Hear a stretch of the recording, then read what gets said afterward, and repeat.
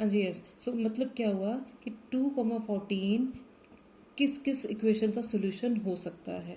अगर मैं 2 और 14 को देखूं तो 2 is at the position of x and 14 is at the position of y। What is the relation between x and y? 14 is 7 times of 2 ना।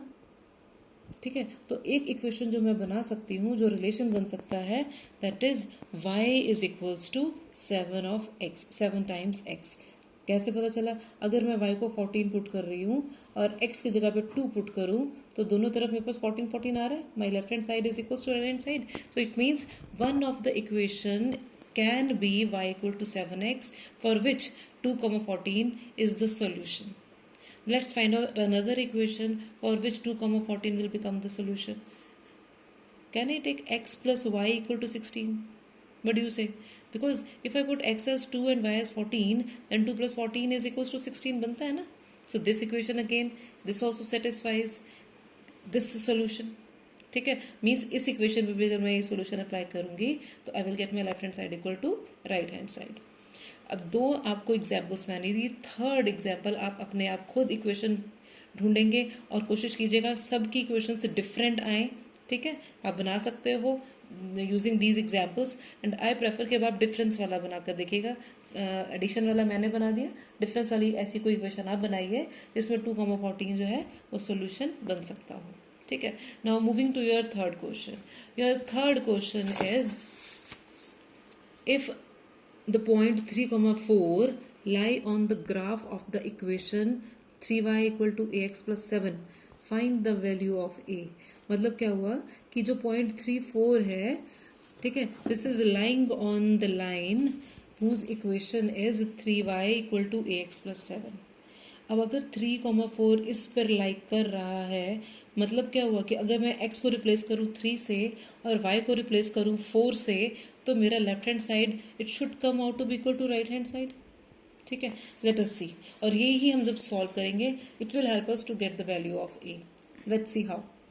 We will put x as 3, y as 4। ठीक है, then what will be the equation? y is 4, so 3 into 4 is equals to a into x, x is 3 plus 7, so this gives me 12 is equals to 3a plus 7। अब 7 को मैं shift करती हूँ on the left side of equal to, इसका sign change हो जाएंगे, so I got 12 minus 7 equal to 3a और 5 is equals to 3a which gives me the value of a as 5/3। इसका मतलब क्या हुआ that if I take a as 5/3 then my left hand side and right hand side both will come out to be equal. ठीक है, okay, now is your question number 4 of exercise 4। Yes, now see your question number 4. In your question number 4, the question is the taxi fare in a city is as follows. For the first kilometer, the fare is rupees 8 and for the subsequent distance, it is rupees 5 per kilometer. मतलब क्या हो गया कि किसी city में जो taxi fare है वो कितना है? फर्स्ट किलोमीटर के लिए तो it is rupees 8, first kilometre जैसे वो कवर करेगा तो 8 रुपीज़ उसका फेयर बन जाएगा एंड फॉर द सब्सिक्वेंट, और बाकी जितना जितना डिस्टेंस आगे जाएगा the fair will be rupees 5 पर किलोमीटर। हर किलोमीटर पे 5 रुपीज़ का फेयर बनता जाएगा।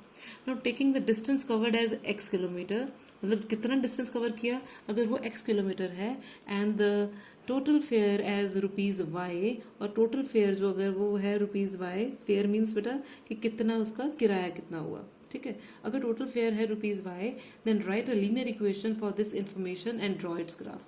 मुझे एक लीनियर इक्वेशन भी बनानी है और उसको मुझे ग्राफिकली रिप्रेजेंट भी करना है।